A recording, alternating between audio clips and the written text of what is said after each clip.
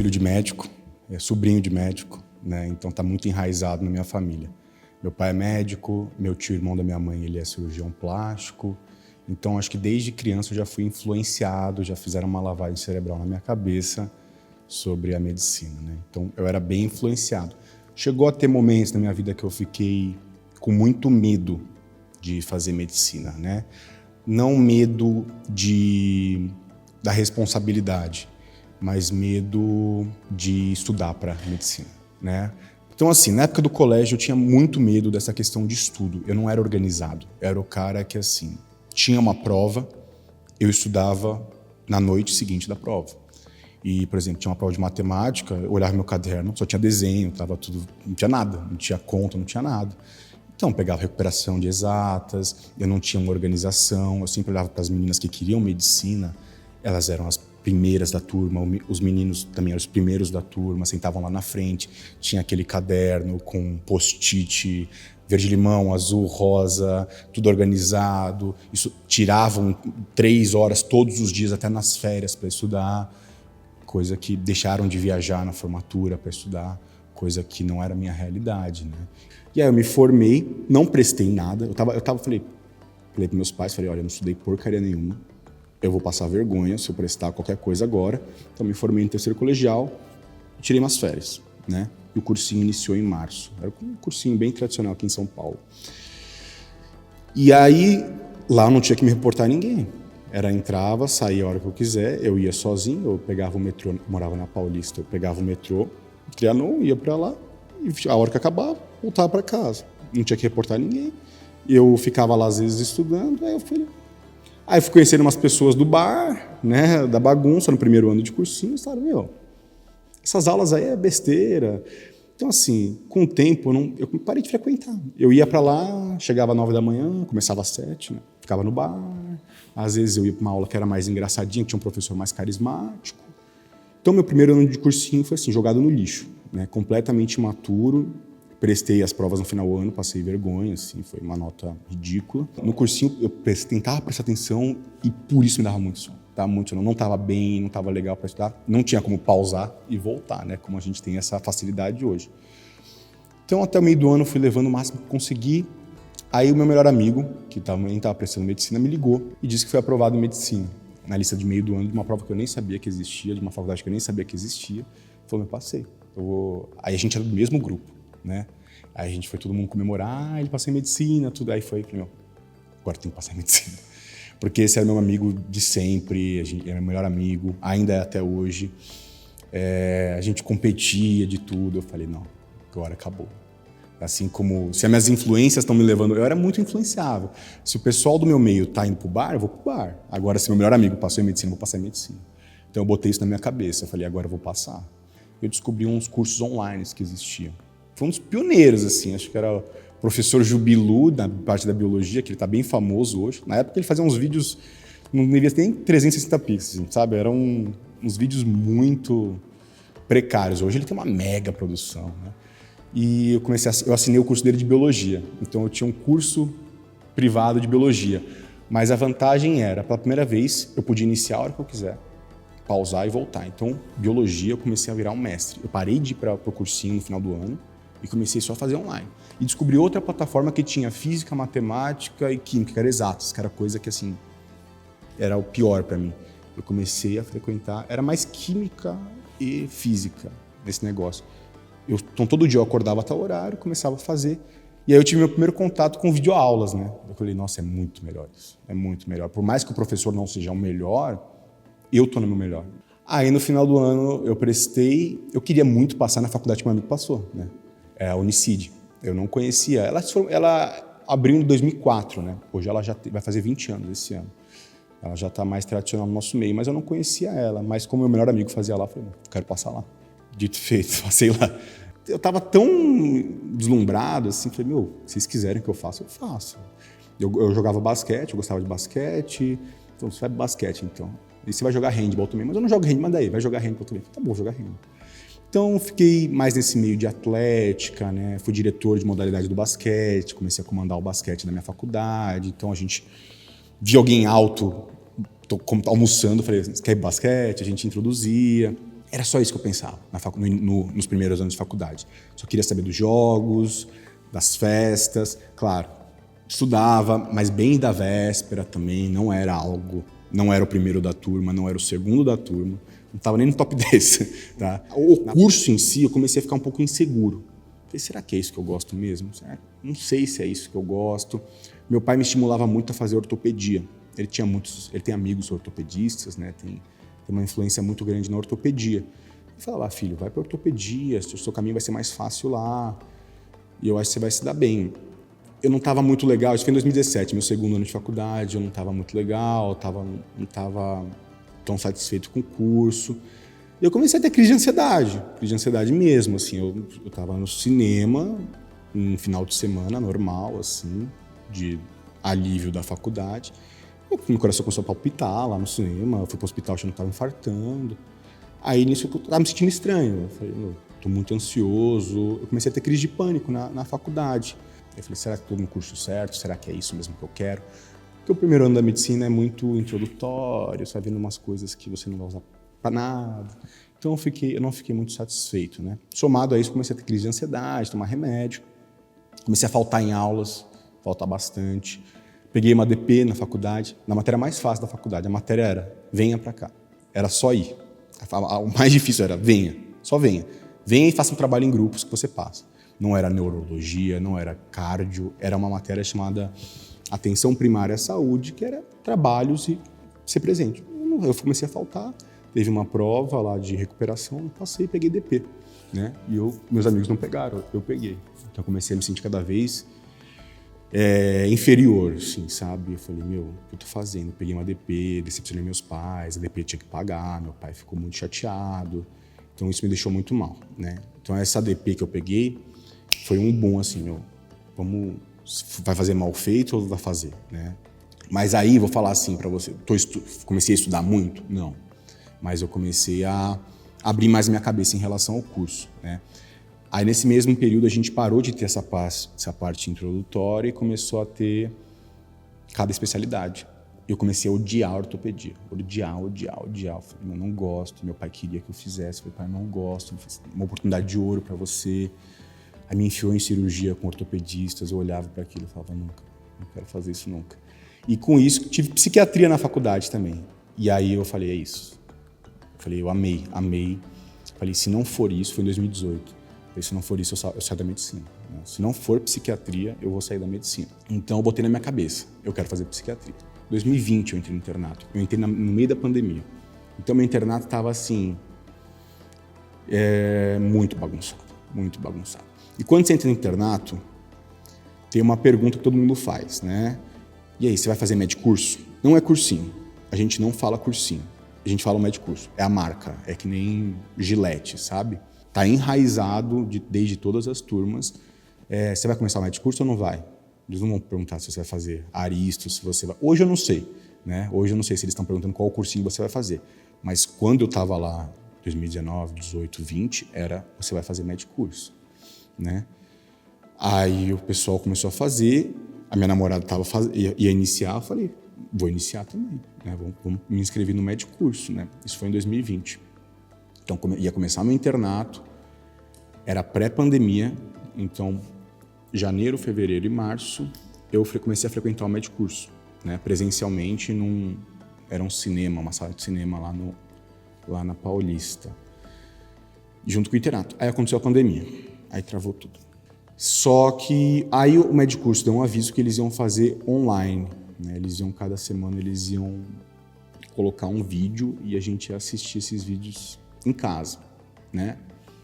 Então, assim, 2020 eu botei na minha cabeça que eu tô entendendo que esse meio não é brincadeira, esse meio de cursinho, né? Vou estudar.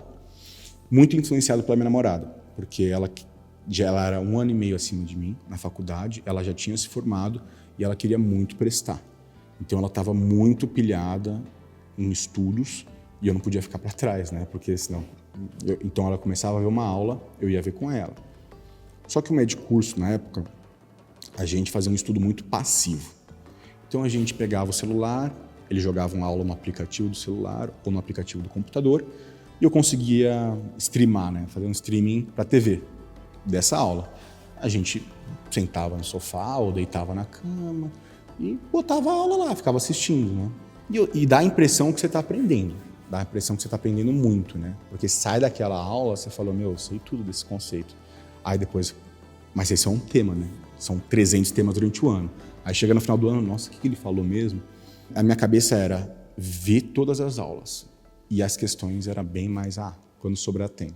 Nisso a gente começou eu me formei, né? Comecei a prestar a prova em 2021, final de 2021, mas ainda devia 3 meses daquela DP lá do passado. Então foi uma bagunça. Eu estava prestando prova, pensando, meu, eu tenho que passar, ao mesmo tempo tenho que me formar, e se por algum acaso eu passar, não vai dar tempo de eu me formar junto com a faculdade, ter o diploma no dia certo. Mas eu achava que era assim também, né? Vou passar e... Não foi bem assim, né? Em 2020 eu confesso que eu não fiz certo, né? Eu comecei a ver só aulas de GO. Falei, não gosto muito de GO, vou me dedicar a GO em 2020. Então assistia bem as aulas de GO, assistia a aula, não fazia questão, assistia as aulas. Em 2021 eu vi todas as aulas e anotei todas as aulas. E as questões eu fazia quando dava tempo, né? Um simuladinho, antes das provas comecei a fazer as provas específicas para ver como que era. Aí eu fui prestar no final do ano, ficava muito naquele entre duas e falava, nossa, o que ele falou mesmo? O que era aquilo? Qual que é essa questão? Batia muita dúvida e não obtive sucesso. O corte da psiquiatria estava muito alto, a concorrência da psiquiatria estava muito alta. Então, assim, era coisa de eu ficar em 250, muito para baixo, né? De 8 vagas, de 10 vagas. Então eu falei, essa estratégia não está funcionando. Eu senti que eu ficava muito largado, sabe? Eles falavam, assiste as aulas. Eu tinha na minha cabeça, acho que as aulas decoradas, assim, eu sabia a piada que ele ia fazer, né? Por já ter assistido, eu já tinha visto, revisto as aulas, mas eu negligenciava as questões. Todo mundo falava, não é assim, tem que ter um macete, né? Cursinho não é o melhor médico, aquele que mais sabe medicina. É até um pouco, claro que um treino muito intenso, mas também tem que ter um pouco de malandragem, né? Você tem que ser um pouco esperto, você tem que saber estudar focado. E nisso lá ninguém falava sobre isso. Depois que acabaram as provas, tanto eu quanto a minha namorada, a gente não passou. Aí eu falei para ela, olha, eu quero algo que me dê mais direcionamento. Eu quero ficar mais direcionado, né? Eu senti que eu ficava muito largado no outro cursinho. E ela mencionou que uma colega dela fez um lugar chamado JJ Mentoria, né? Aí eu fui pesquisar sobre JJ Mentoria, virou Aristo, né? Era o nome antigo da Aristo, JJ Mentoria. Eles mudaram depois, quando eu fui pesquisar sobre, JJ Mentoria agora é Aristo. Aí eu comecei a ver vídeos sobre, né? Antes de assinar, eles faziam acho que umas lives no YouTube para mostrar mais ou menos como que ia ser o curso, que tinha um direcionamento, e eu fiquei interessado. Aí eu me inscrevi na Aristo. Uma coisa que me chamou muito a atenção, que eu achei o diferencial, era a plataforma.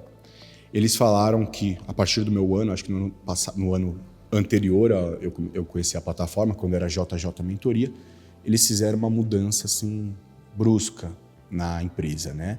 Eles falaram, a gente contratou os caras mais nerds do TI para fazer a melhor plataforma, uma plataforma inteligente. Eu fiquei meio, será? Né? Mas aí eu fui vendo a plataforma, né? Então eles faziam passo a passo de como que era a plataforma. E a plataforma estava lá, uma agenda. Primeiro não, ela queria te conhecer. Então você coloca o seu nome, as instituições prioritárias que você tem, o que você quer prestar, aonde você quer prestar. E tá lá uma agenda, segunda, terça, quarta, quinta, sexta, sábado, domingo. E eles recomendavam assim, aulas, mínima por semana, 3. Revisão, 5. Simulado, 1. E você ia encaixando isso na sua rotina, né? Então, eu me senti muito mais, assim, acolhido e direcionado. Principalmente direcionado. Eu estava sentindo que, assim, eu comecei a ter uma direção para onde que eu ia seguir. E as aulas deles eram muito mais direcionadas, direto ao ponto. Bolinha vermelha, isso aqui é muito importante, presta atenção quando cai isso. tal, para te preparar para fazer as questões. Era isso. Era uma aula direto ao ponto, mas a gente sabia que aquilo lá era simplesmente para assim, refrescar a tua memória ou para colocar algo dentro para te preparar para fazer questão. Outro diferencial que eu ouvi deles era algo chamado revisão inteligente, né? Então, a partir do momento que você ia vendo as matérias, ele ia te fazendo um mini simulado de 50 questões todos os dias com essa matéria. Então, para você ir e voltar, para nunca deixar aquele conteúdo perdido no abismo do teu cérebro, assim, sabe? Então, eu gostava muito que as aulas eram direto ao ponto, elas eram mais assertivas, elas eram mais objetivas e que eu tinha um direcionamento. Isso eu senti. Eu senti que eles direcionavam. Outra coisa que eu senti que assim, era um diferencial muito grande, o apoio que eu tinha do suporte da equipe. Então, assim, eu fazia uma questão, eu não entendi a questão, eu li o comentário da questão, eu ainda não entendi. Tinha um lugar para você comentar e você deixava a sua pergunta lá. Em 24 horas, a pessoa que estava de plantão lá te respondia a sua dúvida, entendeu? Então, e eu enchi muito o saco deles. Assim, eu deixei uns 300 comentários. Toda vez que eu não conseguia, eu deixava um comentário. Eu achei a plataforma para treinar questões assim impecável. Ela era rápida, você clicava, passava para a próxima questão, ela montava uma trilha muito rápida. Então eu queria fazer 50 questões de cardio de tal tema, botava lá o que eu queria, do ano a partir de 2016 até 2022. Você podia ir até 2004, né? Coisas que nem usam mais hoje, né? Eles têm lá tá na plataforma deles. E eles têm um negócio também que eu gostava bastante, que assim que você fazia a questão, antes do comentário, tinha algo escrito assim, CCQ, né? Que acho que era conceito-chave de questão, que era uma frase em negrito que ia fazer você matar essa questão. Então, eu comecei a sempre printar. Eu treinava por tablet, né, pelo iPad. Então, eu fazia a questão e aí tinha esse CCQ numa questão que eu não entendi. Eu printava e botava num negócio que eu chamava de caderno de erros. Então, eu ia estudar ginecologia, sangramento uterino normal. Aí eu fazia 30 questões. Dessas 30 questões, eu fiquei em dúvida em 4 temas. Eu pegava esse CCQ, printava e fazia um álbum, sangramento uterino normal. Aí toda vez que eu fosse rever esse tema, eu só batia o olho nesse CCQ, né, que é algo que assim, ó, pá. Porque as aulas em si, foi o que eu aprendi e que o pessoal falava bastante. Se você for com todas as aulas do Medcurso decoradas na cabeça, você vai fazer 50%, 60% da prova, né? Essas questões que eles dão no Medcurso ou que eles dão em qualquer cursinho, são as questões consideradas fáceis. Né, são as questões que ninguém erra. Todo mundo assistiu a aula, todo mundo vai bater o olho, vai lembrar dos macetes e vai fazer essa questão. Então essas são as questões dadas em aulas assim, tipo com macete, com alguma musiquinha. Essas questões são as questões com índice de acerto de 96%, 97%. São as questões que você vai se sentir inteligente se você acertar, mas você e a torcida do Flamengo, né? Todo mundo vai se sentir inteligente. Então essas são as questões consideradas fáceis. As questões médias e difíceis são umas questões picuinhas que cobram talvez em bancas específicas que você só vai aprender fazendo questão. E aí eu fazia as questões, aí eu falava, nossa, eu nunca ouvi falar disso. Aí eu printava aquele conceito-chave, jogava no meu caderno de erros, né, que eu fazia no meu tablet, sobre esse tema. Então, eu tinha as questões fáceis no meu caderno, para bater o olho e lembrar a hora que eu quiser, mas eu tinha essas picuinhas, que são consideradas questões médias e difíceis, para acessar a hora que eu quiser. Então, a gente só ia aprender isso com as questões, né? Então, isso eu achei muito interessante. Outra coisa muito interessante que eu achei eram os flashcards, né? Coisas que me ajudaram bastante em provas escritas, porque provas escritas são exatamente os flashcards que eles colocam. As picuinhas também, que são coisas que não são dadas muito em aula. Esse sinal, aí mostra um olho com roxo, assim, que representa esse sinal? Aí você clicava, atrás tinha a resposta. Isso eu achei muito interessante, me fez fixar muitos conceitos. E você montar a sua rotina de acordo com a sua rotina, né? Porque todo mundo que começa a fazer um cursinho sempre vai ter 1 milhão de desculpas de por que não passou, por que não vai passar e por que não dá. Mas eu tenho que trabalhar, não é assim, eu tenho que fazer tal coisa. Tá, eles colocam para você o mínimo.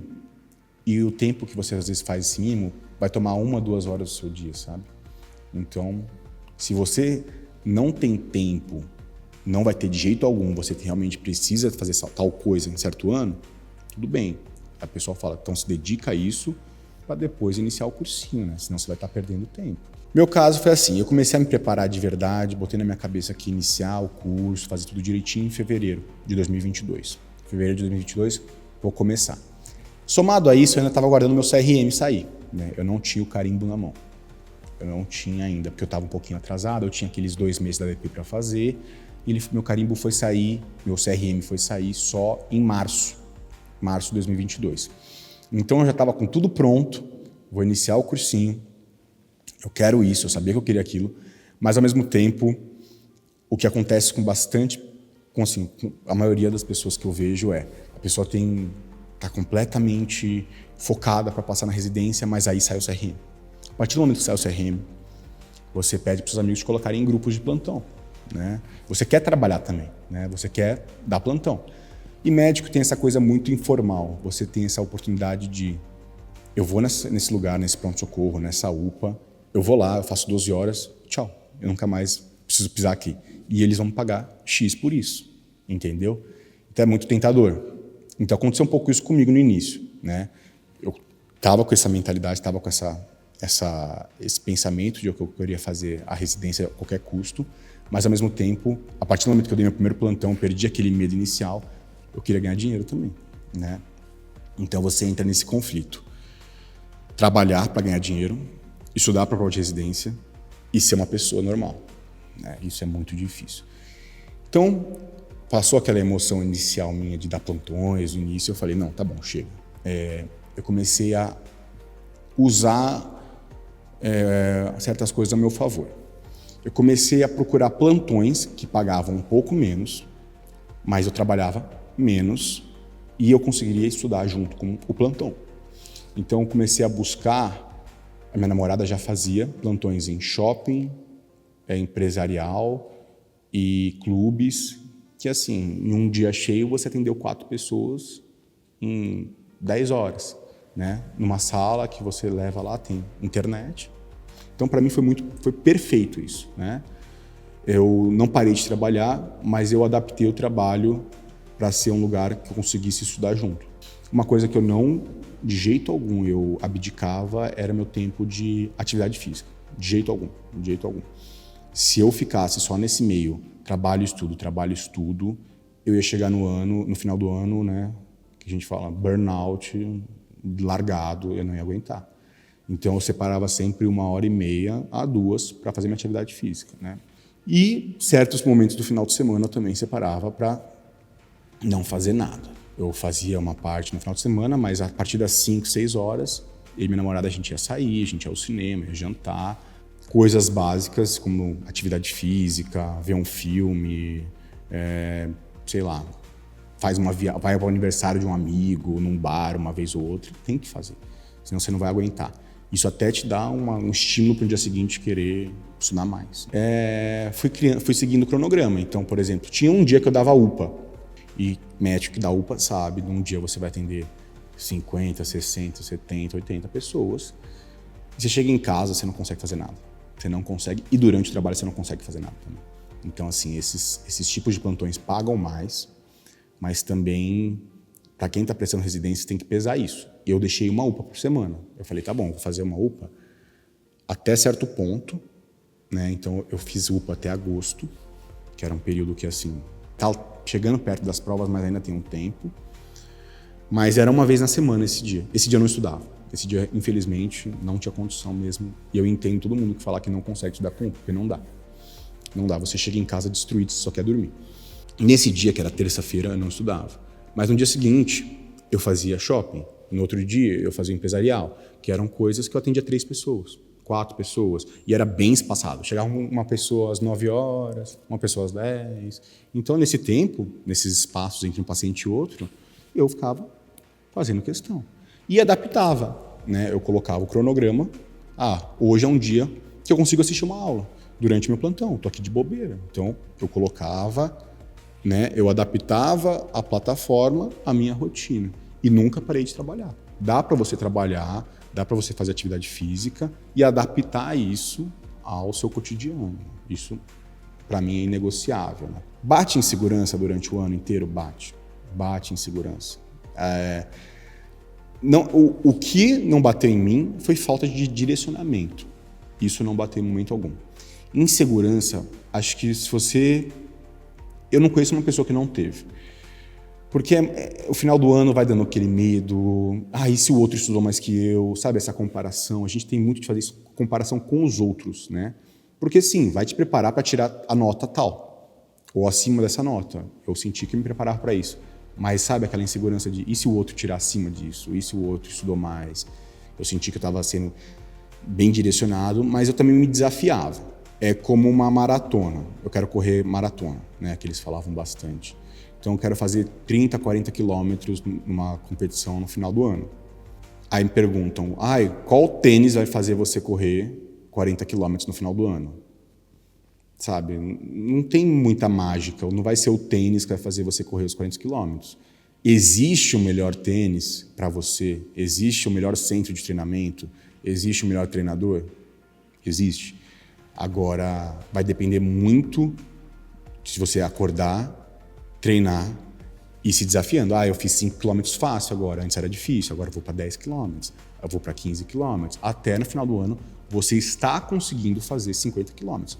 Então, passando para as questões, era o seguinte, eu cheguei na Aristo fazendo 60%, que é uma nota que a gente não passa em nada, né? A minha meta era chegar a 75%, 74%, acima de 70%, que são as notas que você tá para o jogo, vai para a segunda fase. Então, com o tempo, né, a gente foi aumentando aos poucos, eu vi que estava aumentando um pouco, mas estagnou, eu aumentava o número de questões, mas tudo ao meu, sabe, não é... vou acordar amanhã e correr 40 quilômetros. Eu vou cair duro em 4 quilômetros e acabou. Eu vou acordar do dia para noite e fazer 80%. Não vou. Então, aos poucos, eu começava com 60 questões por dia, fui aumentando para 120, fui aumentando para 200, entendeu? Eu fui me desafiando. Mas, para isso, a questão do... Eu tinha um ótimo tênis de corrida, eu tinha um centro de treinamento perfeito e eu tinha ótimos treinadores, entendeu? Então, eu estava sendo bem direcionado com o melhor que podia me ser proporcionado em relação ao equipamento, mas eu tinha que acordar todo dia e correr. Então eu comecei o cursinho, eu estava com um percentual de acerto assim, de 60%, 63%, né? Que como eu falei, é um percentual baixo para quem está prestando a psiquiatria. A Aristo, no início, ela faz uma prova para ver o seu nível. E eu tirei uns 60 e poucos %, batendo com o que eu estava tirando nas provas mesmo e nos simulados, né? Eu estava nessa faixa de percentual de acerto. Então, conforme foi passando o ano, a plataforma era muito fácil para fazer questão, ela era muito fluida, ela era muito rápida. Eu conseguia prestar, fazer uma questão, passar para a próxima. Então, eu fui me desafiando. Eu falei, eu tinha um ótimo centro de treinamento, tinha ótimos treinadores, mas eu também corria bastante. Então, chegou no final do ano, eu acho que eu fui conferir agora aqui, 44.721 questões feitas.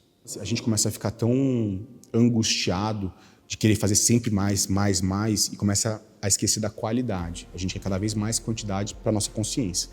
Então, chegou um momento que eu estava fazendo 360 questões por dia.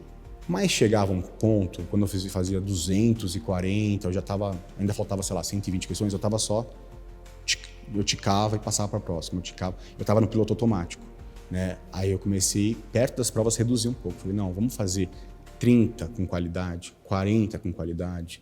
Quando você vê que a qualidade não está rendendo tanto, reduzir um pouco. Então, chegou no final do ano, meu percentual de acerto estava acima de 70%. Estava acima, mas eu ainda estava muito inseguro. Eu falei, será que está realmente isso? Será que vai estar tendo isso? Aí eu estava muito inseguro, porque até você realmente ir lá e prestar a prova, você fica, mas os outros também devem estar fazendo isso, ano passado eu tomei pau, não vai ser isso. O Einstein foi a primeira, foi dia 5 de novembro. E eu falei, eu não estou pronto ainda, eu não estou pronto, tem muita coisa para revisar ainda, tá bom. E aí eu fui para a prova, Fiz a prova lá, falei, meu, não fui legal não, sei lá. Aí fui corrigir, eu tinha feito 74%. 74%. Fui para a segunda fase, fui super bem, acho que fui em 13º para a segunda fase. Depois eu fui prestar a prova da Faculdade de Medicina da ABC. Foi uma prova difícil. Eu fiz 74% também, 74%. Fui para a segunda fase. Depois fui fazer a prova da PUC Sorocaba, fiz 81%. Passei em terceiro colocado. Eram 2 vagas. Fiquei em terceiro, mas rodou para terceiro lugar. Fiquei em terceiro colocado, fui aprovado na PUC Sorocaba. Lá era só uma fase só, eram 75 escritas e 25, quer dizer, eram 75 testes e 25 escritas. As questões escritas batiam muito com as coisas do flashcard, então me ajudou bastante. Teve a prova do IANSP, que eu fui bem, foi uma prova muito difícil, a prova de cirurgia desse ano foi assim, uma prova absurda, foi uma prova de especialista, ninguém sabia o que fazer. Eu fiz 77,5%, fui muito bem, fui para a segunda fase lá também. Então eu tinha a segunda fase do Einstein para fazer. A PUC Sorocaba praticamente só tinha que esperar rodar um nome, porque eu já estava aprovado. A Faculdade de Medicina da ABC eu fui para a segunda fase, e fui bem dessa vez, né? E o IANSP eu também fui para a segunda fase. Nisso rodou a PUC Sorocaba, eu fui aprovado na PUC Sorocaba em terceiro colocado. A Faculdade de Medicina da ABC, eu fui para a entrevista, meu currículo pecava um pouco, porque lá contava muitas coisas como iniciação científica, monitoria na época, que eu só queria saber de farra, né? Então, paguei o preço, né? Mas, mesmo assim, com a minha nota, ela me garantiu uma posição, acho que eu fiquei em 12º, de 8 vagas, e acabou rodando. Rodou até meu nome, fui aprovado na ABC, que é o curso que eu faço hoje. Eu faço hoje psiquiatria na ABC. Einstein, eu fui super bem na prova prática também, mas meu currículo lá me cobrou. Isso aí foi por questões pessoais, nem Deus mudava isso. Demorou, acho que até o 2º mês da residência para eu falar, não, estou fazendo residência. Até lá eu achei que eu não estava fazendo. Eu não acreditava, porque eu nunca fui o melhor da minha sala. Eu nunca fui nem de perto o melhor da minha sala. E eu vi o pessoal que eram os melhores, eles não estão nem prestando direito, muitas pessoas da minha sala, eles se estabeleceram em certas partes. Tinham planos para fazer residência, mas brecaram esses planos, sabe? E eu era uma pessoa que ninguém botava fé que ia estar numa residência hoje, e eu tô, né? Aí muitos vieram me perguntar o que você fez, né?